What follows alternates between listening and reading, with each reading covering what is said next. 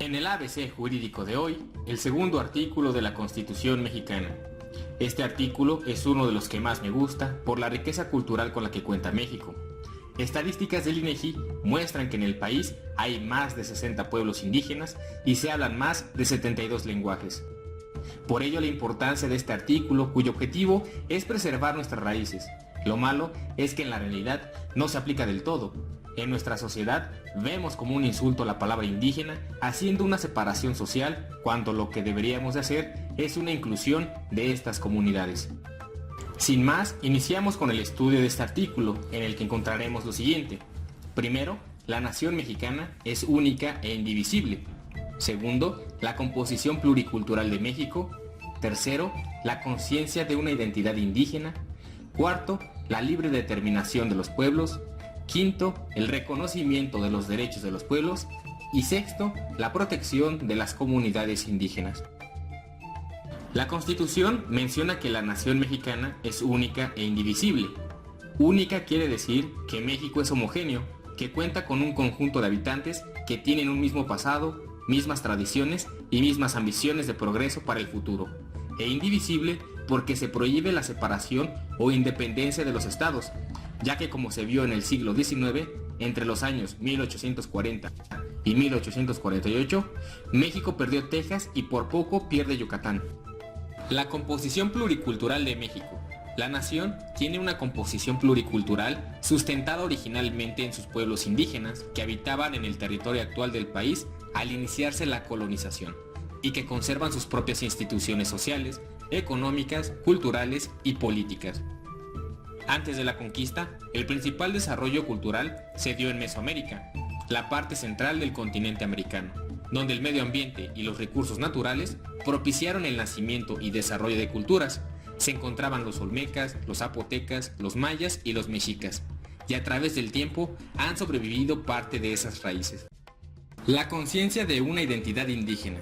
La Constitución menciona lo siguiente: la conciencia de su identidad indígena para determinar a quiénes se aplican las disposiciones sobre pueblos indígenas.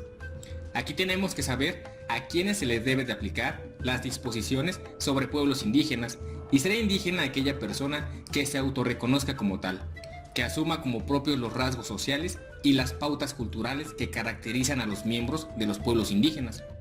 Esto es, que la persona conozca el lenguaje, las tradiciones y busque la prevalencia de su cultura. La libre determinación de los pueblos. El derecho de los pueblos indígenas a la libre determinación se ejercerá en un marco constitucional de autonomía que asegure la unidad nacional.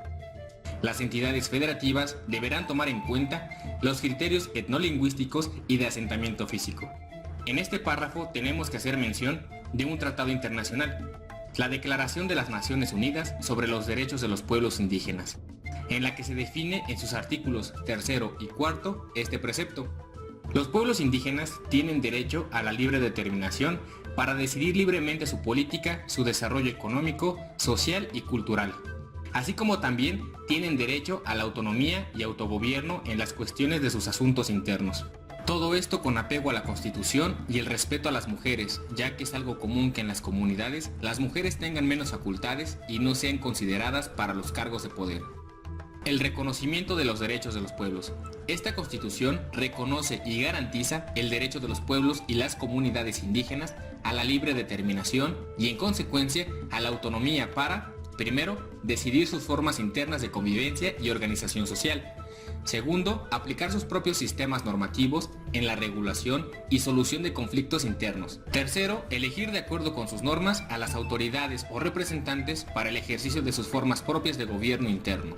Y cuarto, tener acceso a la justicia, así como a ser asistidos por intérpretes y defensores que tengan conocimiento de su lengua y cultura. La protección de las comunidades indígenas. La Federación, las entidades federativas y los municipios, para promover la igualdad de oportunidades de los indígenas y eliminar cualquier práctica discriminatoria, establecerán las instituciones y determinarán las políticas necesarias para garantizar la vigencia de los derechos de los indígenas. Las autoridades tienen como obligación lo siguiente: primero, impulsar el desarrollo regional de las zonas indígenas con el propósito de fortalecer las economías locales. Segundo, garantizar e incrementar los niveles de escolaridad, favoreciendo la educación bilingüe e intercultural. así como establecer un sistema de becas para los estudiantes indígenas en todos los niveles. Tercero, asegurar el acceso efectivo a los servicios de salud a todas las comunidades. Y cuarto, propiciar la incorporación de las mujeres indígenas mediante el otorgamiento de estímulos para favorecer su educación y su participación en la toma de decisiones. Con esto podemos tener una idea general de lo que establece nuestro segundo artículo constitucional.